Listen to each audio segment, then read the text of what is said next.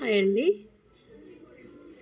ఇప్పుడు నేను బొంగ చేతుల బ్లౌజ్ కట్ చేస్తున్నా, మీకు చూపిస్తున్నా. ఎందుకంటే మీరు ఈజీగా కట్ చేసుకునేందుకు. ఇది 80 సెంటీమీటర్ల క్లాతే. అయితే ఫస్ట్ వెనుక పార్ట్ మనం తీసుకోవాలి. ఇలా మన జాయింట్ సైడ్ వేసుకొని వెనుక పార్ట్ తీసేసుకున్న తర్వాత బొంగ చేతులు జాయింట్ పడకుండా మనకు రావాలి అంటే ఇది తీసుకున్నాక ఈ సైడ్ ఉంటుంది కదా, ఇలా వేసుకొని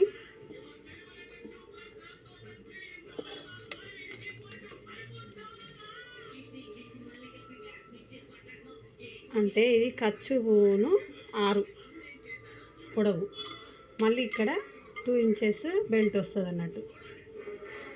అందుకని మనం జాయింట్ పడకుండా ఇలా మడత వేసుకొని ఇది ఎక్స్ట్రా, ఇది ఇంతవరకు సరిపోతుంది. దీని నుంచి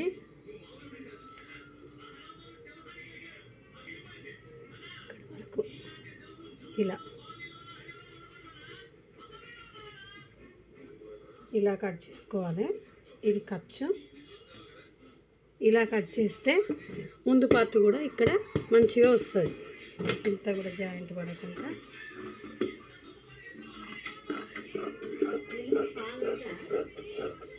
చూడండి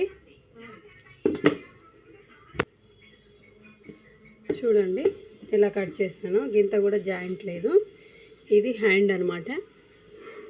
ఇది ఎదురు పట్టి, మనం ఎక్స్ట్రా పట్టి. ఈ దీంట్లో ఇంత బుంగ మనం తీసుకోవాలి. చూడండి, ఇలా తీసుకుంటే ఇక్కడ కూడా మనం కుర్చీలు పెట్టుకుంటే ఇలా వస్తుంది. ఇక్కడ మనం ఎక్స్ట్రా పట్టి వేసుకుంటే ఈ కొలత సరిపోతుంది. ఇలా కట్ చేసుకుంటే అస్సలు జాయింట్ పడదు. 80 సెంటీమీటర్ క్లాతే. చూడండి, ఇది ఖర్చు కదా. ఇటు కుట్లకు పోయిన తర్వాత ఇంత కరెక్ట్గా ఉంటుంది మనకి. చూడండి, ఇదంతా బొంగ.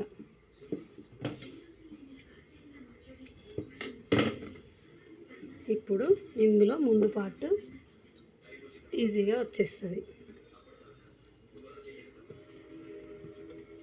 కొంచెం జాయింట్ పడితే పడచ్చు, నో ప్రాబ్లం. కానీ ఇది హ్యాండ్కి మాత్రం బొంగ చేతులు అంత మంచిగా తీసినా కానీ, బొంగ అంత మంచిగా వచ్చినా కానీ మనకు హ్యాండ్కి జాయింట్ పడకుండా అలా కట్ చేసుకుంటే ఈజీగా ఉంటుంది. కుట్టేటప్పుడు మనకు రిస్క్ ఉండదు అన్నమాట.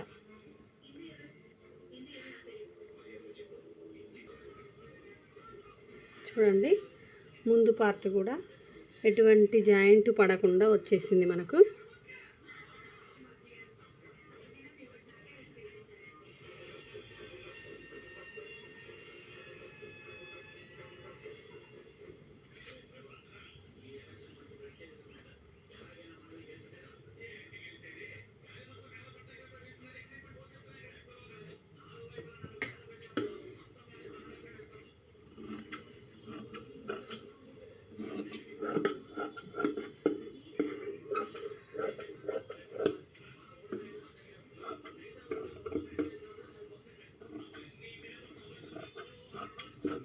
చూసారా?